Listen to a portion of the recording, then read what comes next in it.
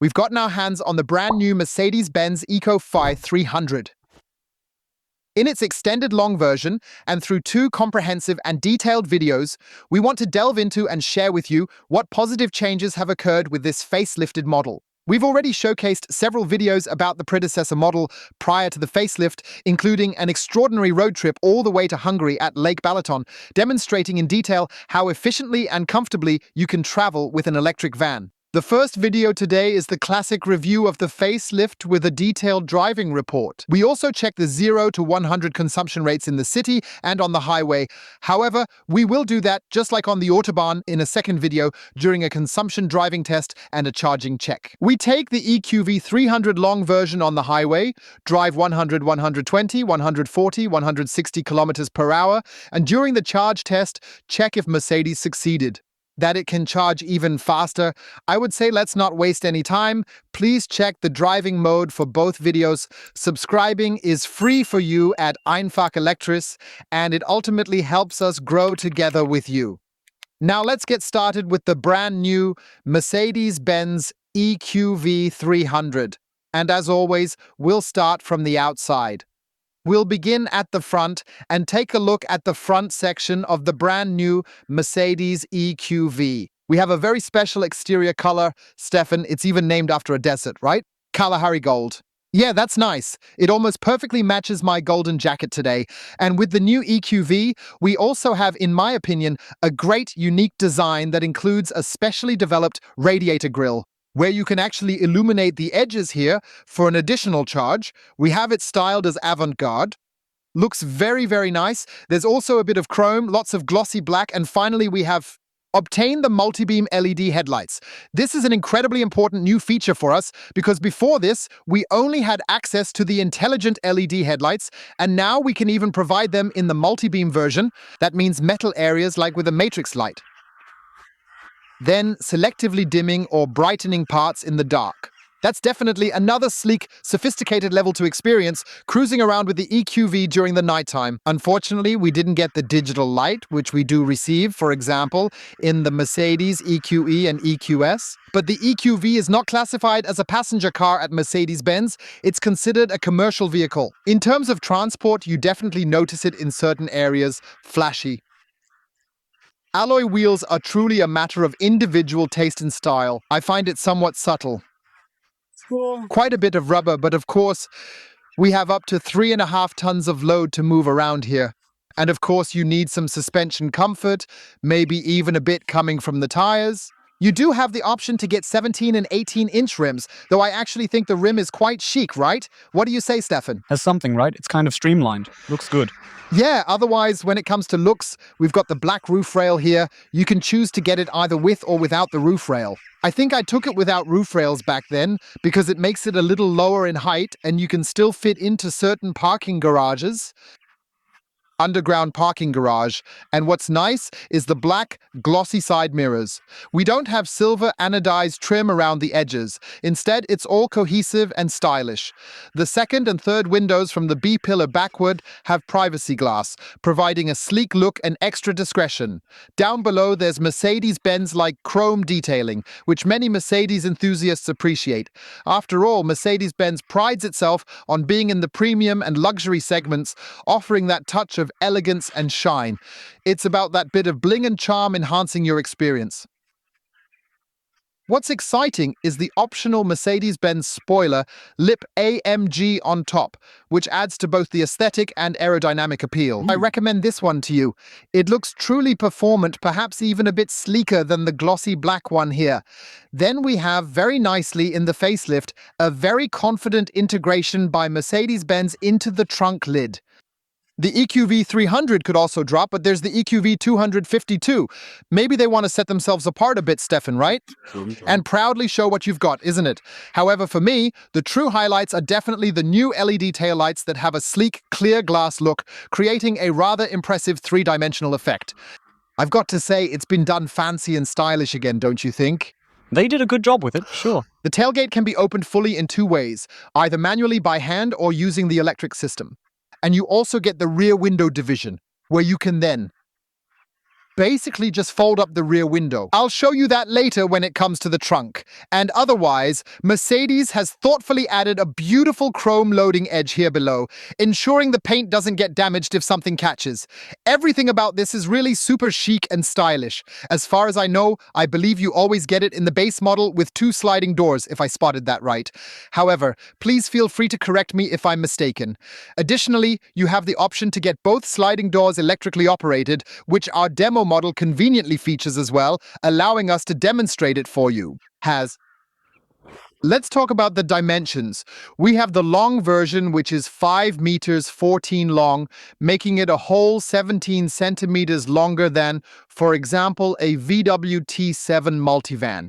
You can get it in this length as the long version with 5 meters 14, or optionally also as extra long. Then it's even 5 meters 37 long, and I basically have another 23 centimeters more cargo volume. You should picture it as being extended at the back.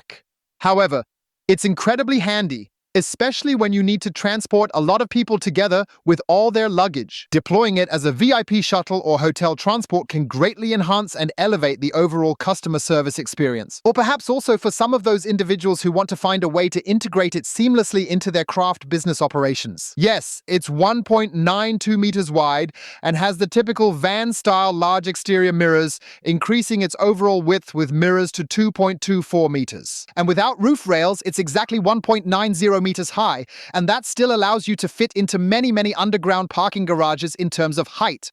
I think the roof rail itself adds another 4 or 5 centimeters, and then it can surely get quite tight, because at that point, you'll really need an underground garage that accommodates this additional height accordingly. Yes, the wheelbase measures an impressive 3.20 meters. That's quite substantial, naturally, regardless of whether it's the long version or the extra long version. And in between is the battery pack, which provides 90 kilowatt hours net usable and contains a gross capacity of 100 kilowatt hours. Yes, about 2.7 tons is the empty weight. You've got a good 800 kilograms. On top in the payload, bringing the total vehicle weight to 3.5 tons. It's loaded up here in the front section. Then it's like a front-side loader design. That's truly a great feature because Mercedes has thoughtfully given it such stylish and functional covers. I didn't even have such a feature in my Mercedes EQS, a car where you can conveniently charge with 11 kilowatts using 3-phase AC. We had already criticized the predecessor for not having a 22 kilowatt charger because a large battery pack with 100 kilowatt hours gross takes about 10 hours to charge from empty to full. For some businesses, that's just not feasible as the cars often come in late and need to leave early. And of course, a 22 kilowatt charger, where you could then reduce it by half, would be extremely practical. And I believe he can charge at a maximum of up to 110 kilowatts DC at the peak, so it will still approximately take around 30 minutes to go from 10 to 80%. And that's perhaps one of the notable criticisms, that Mercedes wasn't able to successfully manage to somehow increase the energy density. They accomplished this with the EQS models, both in the sedan category and in the SUV segment, where they added an additional 10 kilowatt hours more of net usable energy. And what I also find unfortunate is that it almost completely charges through this charging peak, up to 60-70%, and naturally takes about 30 minutes. And if they had raised the charging curve a bit, both at the beginning and at the end. We'll try that again during the charging check in the consumption drive video. Maybe it could have been done in 25 minutes, and I think that would have been a little gimmick for a facelift and also for the electric vehicle enthusiasts, Stefan. Right, absolutely. And other manufacturers clearly set an example by successfully managing to recharge similar battery packs, typically in approximately 20 to 25 minutes. Those 30 to 31 minutes, I think, might be a bit slow for the EQV maybe by 2025. Let's take a closer look underneath the front hood and discover if Mercedes has successfully managed to incorporate a frunk in its design. Unfortunately not. It's a shame, especially since there's so little space here. I had really hoped to store a Type 2 charging cable in this space at the very least. Then you don't have it constantly flying around in the luggage compartment in the bag or anything like that. That's a shame, What's nice is that Mercedes, being a premium manufacturer, of course, builds a hood lifter so that this is well insulated because underneath is the electric motor with 150 kilowatts and 204 horsepower. Yes, still no all-wheel drive, and it still has the same type of drive system. Ultimately, it only ensures that you get from point A to point B, but it's neither really sporty nor is it smoothly quick. And in that aspect, I think Mercedes-Benz has to accept comparisons with other similar models, such as the ID.Buzz, for a broader perspective, where you also get a GTX version with 250 kilowatts, 340 horsepower, all-wheel drive, and perhaps that might be a bit too much for some interesting option, though it might offer a bit less space than some might want. We'll have to find that out again since the ID bus now also comes with a long wheelbase. And so I believe Mercedes is somewhat limiting itself, A, with the battery pack and the charging speed, because the ID bus is significantly faster there. And B, yes, I just find it kind of sad. There are many people living in the mountains who might also need to transport multiple things sometimes. Naturally, AWD systems often have a traction advantage. Sporty Stefan, now let's take a moment to listen and hear how he sounds, shall we? That's the 3. Hold on, it's creaky. It's creaking. Nope. 3, 2, 1. Crash boom. Sometimes the mischievous devil is hiding in the tiniest of little details. The car stayed outside overnight, it was freezing, and now we face the worst-case scenario. Somehow, the control unit is no longer operable, and the tailgate won't open electrically. It can't open at all, Stefan. Yeah, neither this part nor the other one, you know. However, we are naturally quite flexible because we took the time to check again at a local Mercedes-Benz dealer to specifically find out the exact appearances of the trunk for you. And I'll snap now, Stefan, and when I snap, I would say, let's take a look at the other. EQV symbolically, right? The trunk has a capacity of 1,030 liters. However, it can be expanded significantly to a total of 4,630 liters by removing the front seats and benches. You do have the option to get a double load floor here. I find it quite practical because it provides you the flexibility to load on either the lower level or the top level. Typically, there is the option to open the rear window on its own, which makes it convenient to access the upper area. This way, you don't have to open and close the large tailgate every single time you need to get something. I absolutely agree. It's super convenient.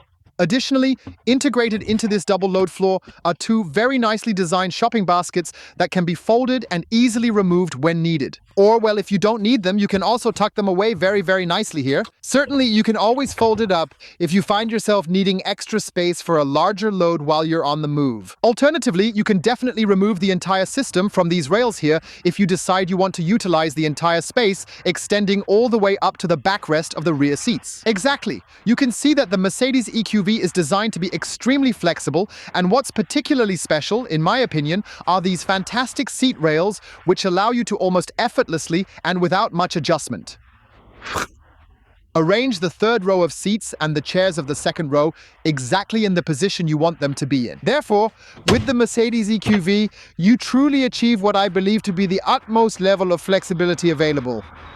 And in our demonstration vehicle, I'll once again show you the possibility of folding up the windshield for a closer look. It's just really quite awesome that you can quickly and effortlessly toss your shopping bags or baskets into this convenient space to transport them with ease.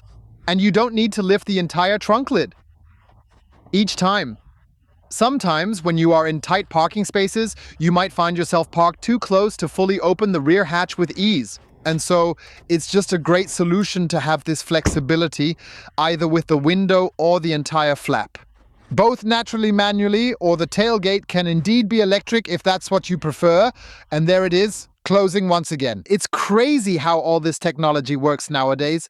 Amazing. Yes, one criticism of the EQV is still the roof load. We didn't find any information from Mercedes or our data source EV database, but we did from the colleagues at CarWow and ADAC. Should the roof load reportedly be 150 kilograms possible, whether it is, we don't know, but we'll pass it on as information. If you know exactly, please feel free to write it in the comments. And what the EQV in the electric variant also doesn't have is a tow bar. We reached out to our trusted Mercedes-Benz dealer for clarification. It appears that for both the Vito and the V-Class, Mercedes has decided not to take the risk involved. to install the towing capacity at the rear, as it might have an impact on the battery's overall performance. And the electric drive, and that's probably a precaution. Yeah, it's a pity because I would have liked at least a ton, you know? Yeah, especially for a big vehicle, right? Exactly, because there are many craft businesses that just need to tow a small trailer behind them, maybe to load a pallet of tiles or some gravel or whatever. And so naturally, the EQV is somewhat limited to, the payload inside the vehicle, and you don't really want any construction stuff on those nice carpets. Somehow mix it up, or what do you mean? No. Outside collector through. Now we're going inside, and of course, as always, we'll do the window check. We have single glazing here with our test subjects. I am not entirely sure if the EQV also provides optional double glazing, which involves two panes that are joined together by a film layer. Yeah, let's move on to the interior. We have the avant-garde display, which means we have this blue neoprene here. I think it looks quite stylish, and it's also gently padded underneath, providing a really decent and comfortable elbow rest here. Could have been just a touch softer. We've got a high-quality plastic material here with intricate grain detailing. Here, we probably have some kind of faux leather, then also with this rose gold stitching for the electric version. Then we have this simple plastic here, which somehow gets dirty easily with two window controls and the mirror adjustment, and I believe with the optional folding mode for the side mirrors. Yes, everything down here is of higher quality. Yes, harder plastic. Here's another compartment. Down here is a big compartment where a large PET bottle could also fit. I think that's actually all. It's quite well made. And yes, as I said, it comes from the commercial vehicle segment. Let's just go with it because at least it's decent plastic and not that cheap hard stuff. However, there's also no carpeting here whatsoever, nor is there any felt or even a rubber mat spread out in any way. Even though it's a commercial vehicle, it's somewhat of a shame, really. Well, Mercedes, you could certainly afford to be a bit more generous at times. Welcome to the new instrument panel. Now, at long last, a genuine sense of modernity and digitalization has truly stepped in, because here, just like we have become thoroughly accustomed to seeing, have this dual screen, as we're familiar with, for instance, from the EQA and EQB models. The MBUX system is now included in this new generation of the EQV, which we unfortunately still lack access to. To my knowledge, it's not optional either. Also not for the ID bus, I think. Right now, just a head-up display. I find it really unfortunate because an EQV driver, especially someone who might travel extensively by car, doesn't want to be distracted and would ideally receive the necessary information projected through the windshield right in front of them. Perhaps it's because of space limitations or the specific shape of the glass. I'm not sure. I find it really very unfortunate. However, you do have the option to design the driver's area in a classic way, similar to what we recognize from Mercedes vehicles in a sporty manner, or even opt for a more subtle approach. You now finally have the option to display a large navigation map on this screen, or alternatively, you can choose to access the Assist and Service menu instead. These are all, I think, very, very and exciting news because before we had those analog round instruments, somehow it appeared as if the car were already a couple of decades old. So, with all due respect to Mercedes and their design choices. From this view, you can appreciate the beautifully redesigned multifunction steering wheel, showcasing its craftsmanship and thoughtful design. Sort of reminds me a bit of the EQE. I think it had this design too, or the EQE SUV. Very, very nicely done. Metallic gives it a valuable feel. Then just here, yes, a little touch combined with push buttons. After getting used to it, I must say, it works very well. And what works very well is that you can conveniently use the steering wheel controls to easily manage the entire infotainment menu. And not just fiddling around with it using touch controls, we now finally have a great option to effectively manage and control the assistance systems. And something positive has moved in there too.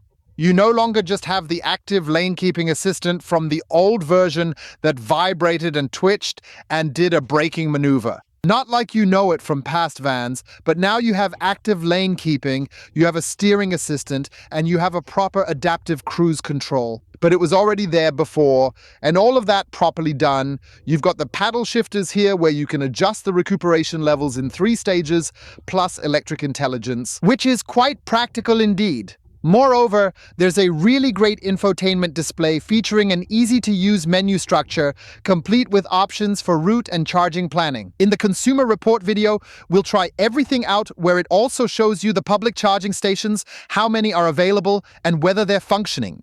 I really believe that with Mercedes, it's truly among the very best options you can get for your money. And of course, you also have the online voice control on board, which always responds immediately to "Hey Mercedes" and other things. Yes, the air vents are nicely done. You can of course close and open them here and adjust them nicely too. Sounds really premium. Everything feels very smooth. Hallo, ich bin Mercedes. Hello there. Yes, Einfach. that's quite nice. And then we have a nice air conditioning menu here where we can quickly change the temperature using the quick select buttons. Great job, doesn't distract from the traffic, and of course we also have the menu where we can adjust it accordingly for the front and if you add the rear climate control.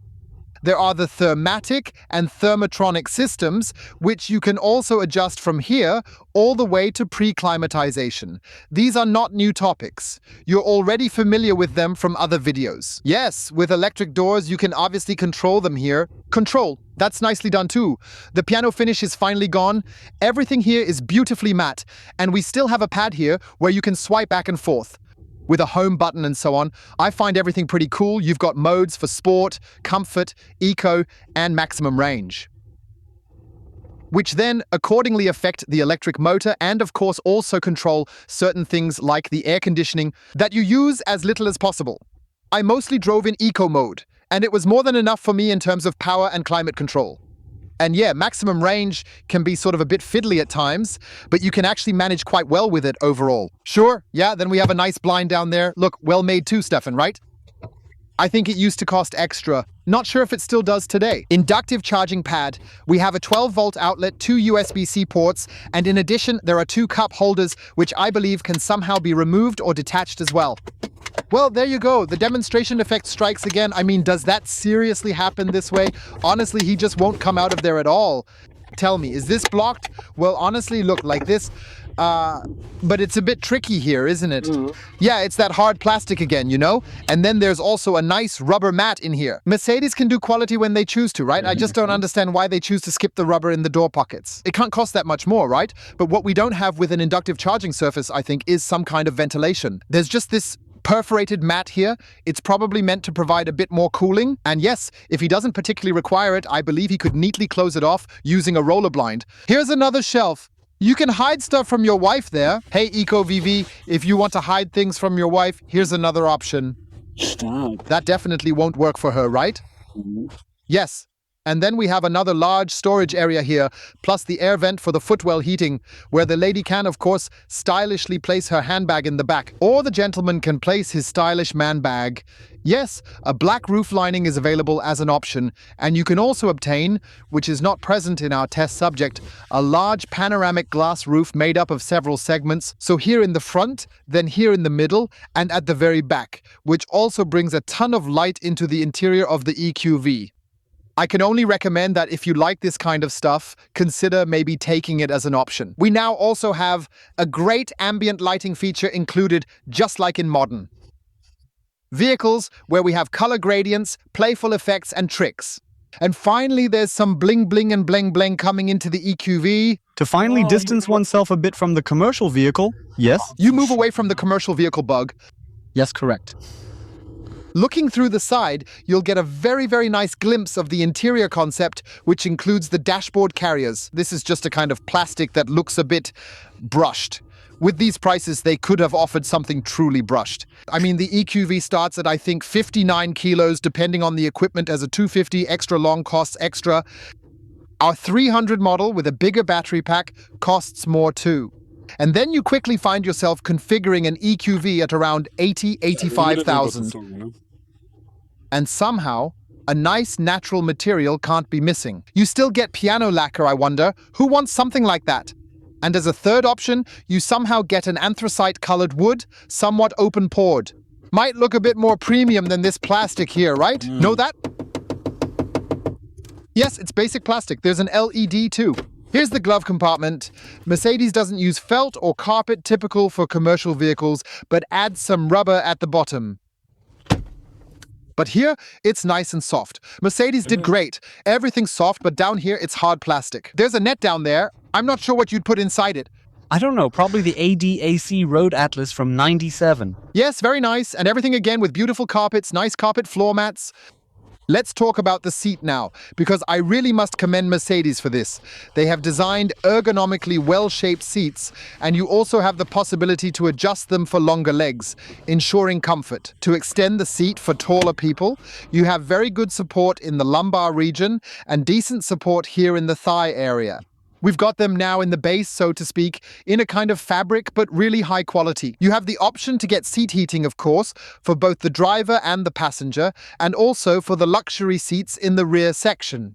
Optionally, you can install seat ventilation for both the front seats and the second row when you choose the luxury seating package. So, Mercedes really offers something for every budget. Again, beautifully in rose gold, and then a comfort headrest that you can somehow slide forward here. It's quite odd, not straight but rather tilted up. That's something quite special and unique indeed.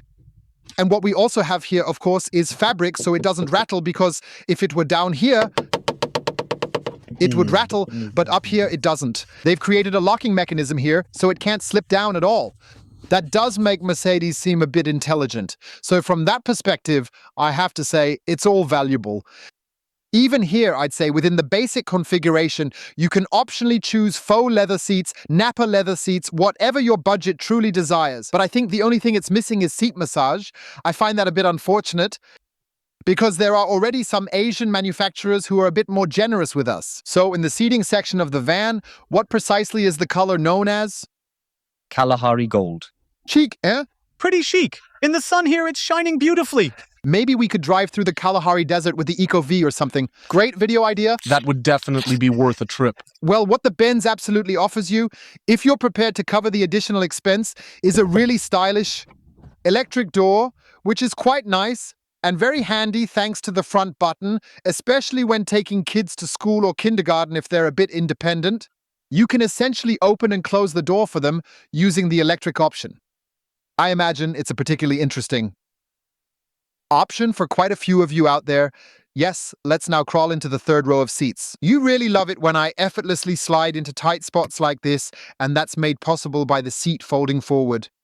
Elegantly streamlined and sophisticated, with these seat rails I mentioned when discussing the trunk, you have every option to adjust the distance precisely to your liking.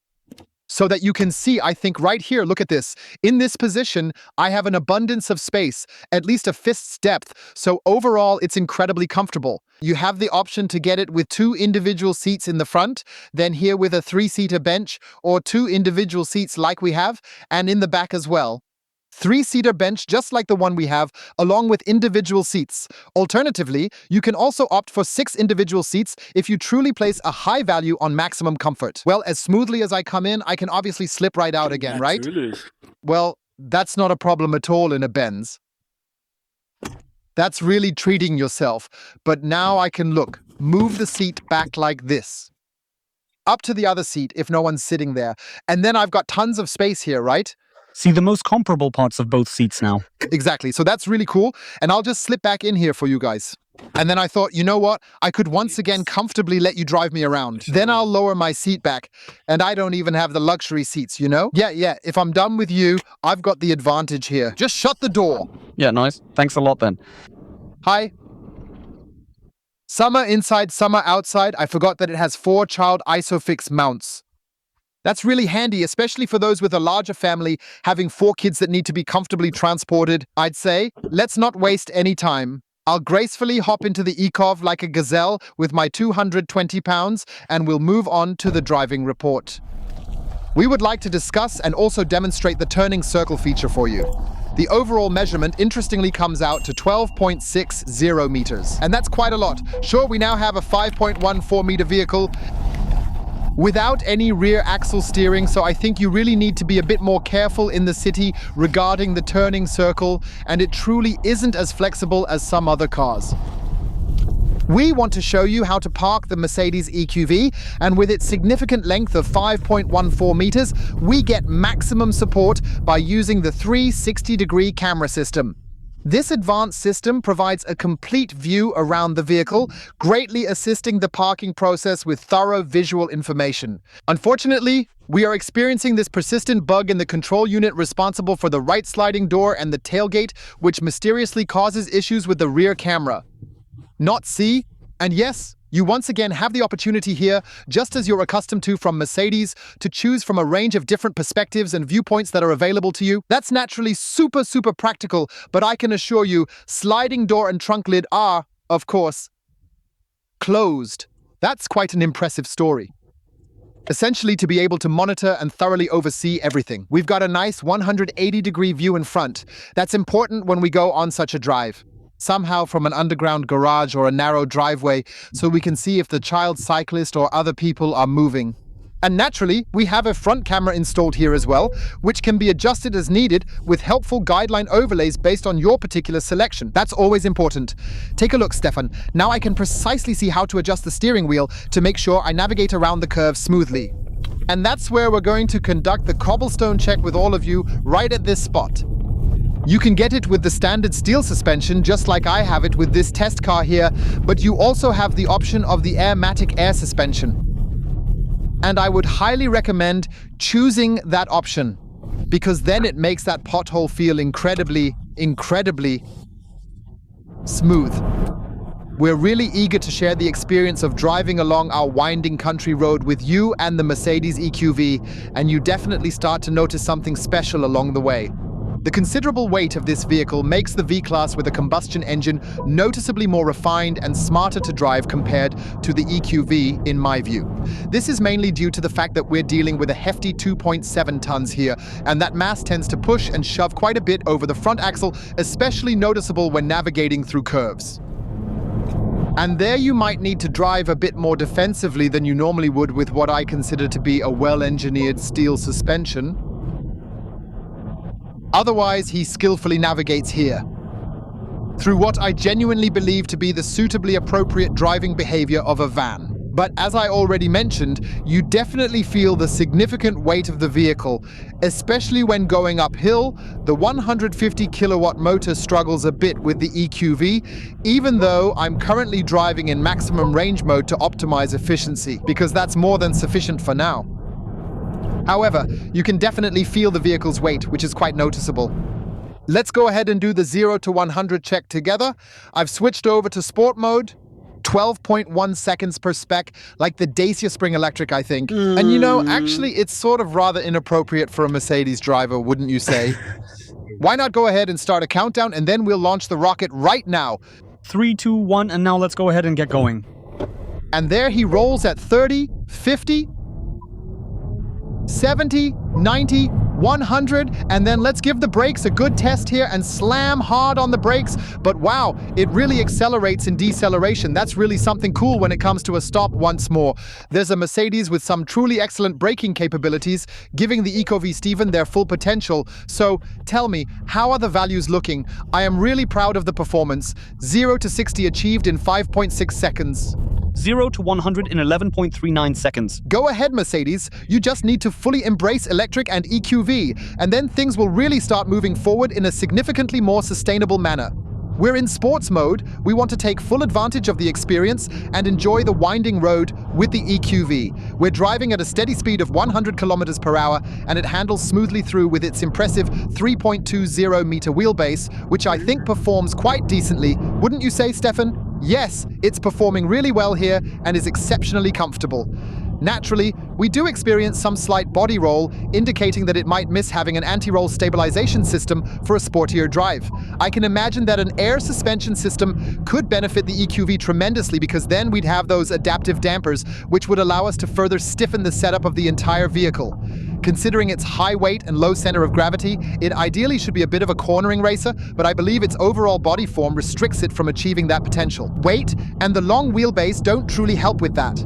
Traffic sign recognition in cars, on the other hand, always seems to work flawlessly. Hier wieder nicht. But in the commercial vehicle, it's showing us 30 here, just on a country road.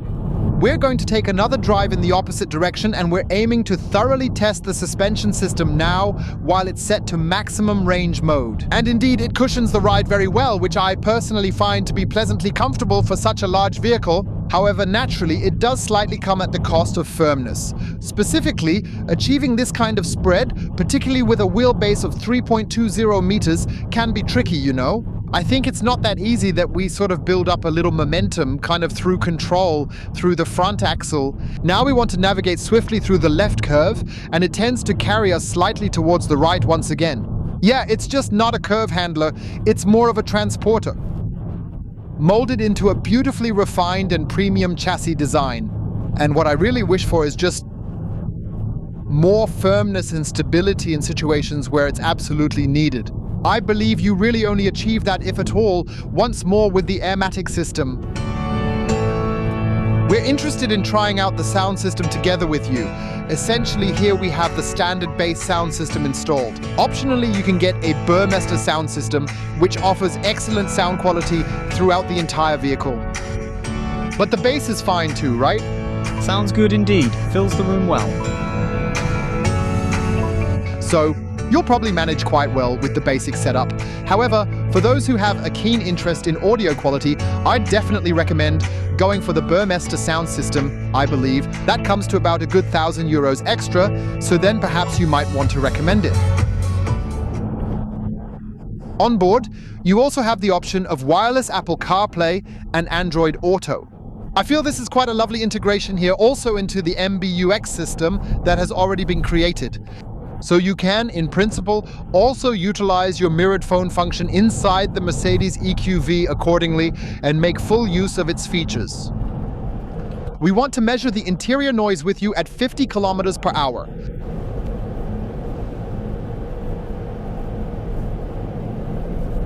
(62 decibels, that's all right. It's comparable to what you get with a VW ID3. We've now sped up to 70 kilometers per hour. 64, 65 decibels, that's a pretty decent level. Let's go ahead and accelerate up to 100 kilometers per hour so that we can observe how the consumption behaves in this situation. The noise levels. 71 decibels, that's a top value. For comparison, an ID3 has around mid-70 decibels. Absolutely, we'd really like the opportunity to discuss the assistance systems with everyone here and right now, naturally. Show. But that's not working because our test subject, I speculate, has something to do with the control unit of the side door as well as with the same control unit for the electric tailgate. He unfortunately doesn't permit the distance control cruise function here at all, and that's quite clearly not a particularly good or encouraging story or situation in any possible way whatsoever. I assume that the steering and lane-keeping assistant, along with the adaptive cruise control in the EQV, work equally well as they do in the standard passenger vehicles. And Mercedes-Benz, at least in the passenger car sphere, is already considered to be market-leading in the semi-autonomous driving area. It also basically has the predictive control. That means he would hopefully recognize the 70 sign now, even though it has been showing 70 the whole time, as a bug in the traffic sign recognition. Naturally, I would preemptively adjust my speed to fully align with that 70 limit, since it's constantly enforced here. He works collaboratively and effectively with the navigation data accordingly, and during extended periods of free and unrestricted driving, he would then proceed to accelerate back up to the standard speed of 100 kilometers per hour. All this seems to be malfunctioning somehow. I've already combed through all the settings to see if I can somehow... Can't find any solution because, as you can see, Stefan, when I try to set the speed, the KMH number keeps flashing. It's quite annoying, but I suppose that's just how modern technology is, really. So, what can you actually do at this point, huh? Probably, you see, the car now has, I don't know, around 28 kilometers on it or something along those lines. We initially took it over with 9 kilometers back then. Yeah, it's just not thoroughly prepared for a handover. No, not at all. Not really. Mercedes has also made significant improvements and advancements in their voice control systems. Let's go ahead and actually give it a try by saying, "Hey Mercedes." Sure. Could you tell us a joke, please? Why does a balloon pop due to space issues? Worse. Yes, quite a nice bad joke from the voice assistant. It always turns out funny. And what you can certainly do as well is to enter navigation by saying, "Hey Mercedes, How can I assist you today? could you kindly drive us over to Victualien Markt 1 located in Munich, please?" Initiating the calculation for the route to Victualienmarkt 1, Munich, Altstadt, Lehel. And that's just really awesome. Why is it so great? Because it immediately handles everything in one go, seamlessly processing it and efficiently organizing the route planning right here without any fuss. The car was not yet connected to the Mercedes-Benz Me account. The disadvantage of this is that due to the lack of connection with the Mercedes-Benz Me account, we can't use the automated charging receive planning. That's just the way it goes sometimes with these test vehicles, as they are not always properly connected, which can result in certain parts or functionalities simply not working. What the EQV got, look Stefan, is also here in the EQV. Augmented reality, not in the head-up, but here on the display. This implies we have traffic light assistance. This means that when we are stopped at a red light, it would essentially display a live image of the traffic light for us, or as seen here, project directional arrows onto the driving camera where we need to make a turn. It's actually a decent compromise, I believe, if a head-up display is not available. Yes, that's how it was there at least. And therefore, I believe the EQV is quite well equipped for that. Look, it's now connected and has executed the appropriate charging plan. It appears it took a bit longer with Arrow Pulse, with Ionity and other such providers.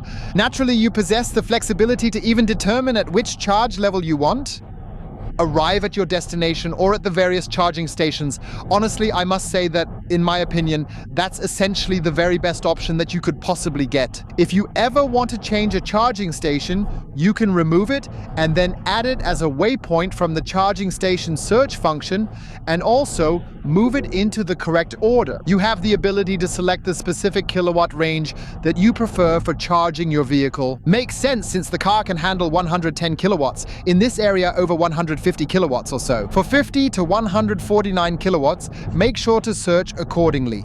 You can choose to search in the surrounding area or along your planned route.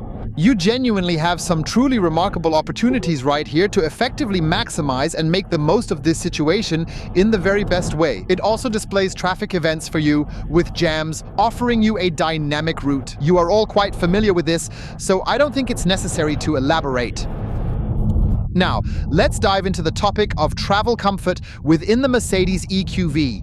We have already created and published over 700 videos involving electric cars, allowing us to gain significant experience in this area. We've always been looking for a neutral medium, a way to compare the individual subjects with each other, and that's how we basically came across Stefan's popometer, which brings the necessary neutrality. Let's take a closer listen, Stefan. How's it responding today? I always start with the seats. I find them very nice. I like that I have my own armrest here. Especially when you're traveling with kids, you can lean back, relax comfortably and correct the kids or handle whatever comes up. The seats themselves, I've got nice lateral support, I've got good thigh support. I can adjust their height to my preference. However, I really wish they could be set a little bit lower for even more comfort.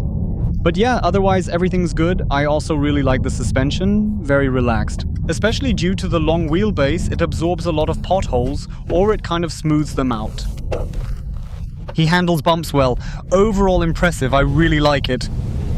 Yeah, I believe those who prefer more travel comfort might really find themselves better suited with the Airmatic system. It's available as an optional feature for an additional €2,000.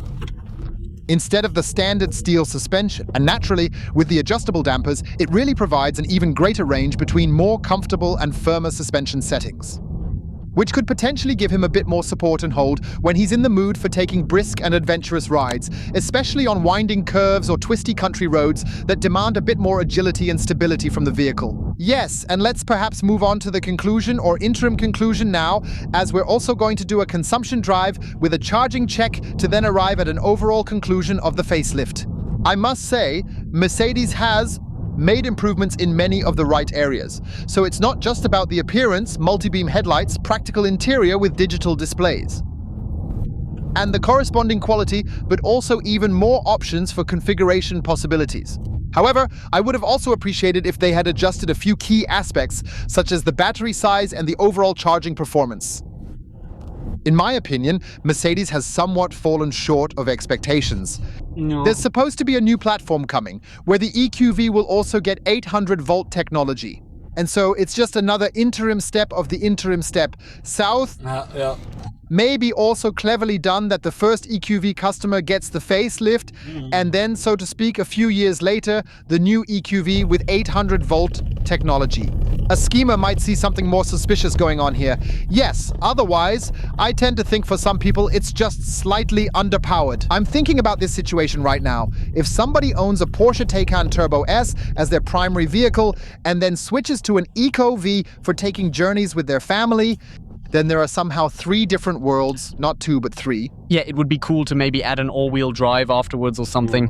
Exactly, and that's what I hope for the new EQV with the 800-volt system on a new platform, that we will then, and that should also come, have all-wheel drive variants. What's a no-go for me is that there's no towing capacity, especially since with a van like that, you definitely want it to at least be capable of towing a small trailer weighing somewhere around a ton or so in total weight. You can't really do that here, so it's limited in its use, and even with the roof load specification, there must be some evaluated values available.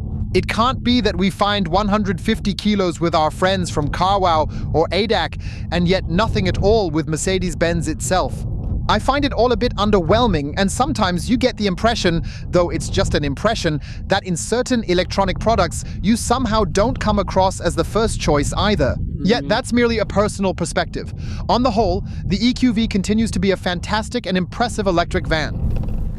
And with that, we come to the end of today's video featuring the Mercedes EQV 300 in the long version. At the end, I hope you enjoyed the video, give it a thumbs up, and please check if you're part of the einfach elektrisch community. We'd love your support by subscribing. That way, you'll get alerts when the bell rings. Not the second video with the consumption drive and the charging check, because then you'll get a notification. Thanks a lot for watching. Stay healthy and see you soon. Yours, Ollie, you, Stefan. So, did you notice that Mercedes also managed not to build any half-hearted solutions into the EQV? And fuse the tech into the vehicle's body, mirrors and windows?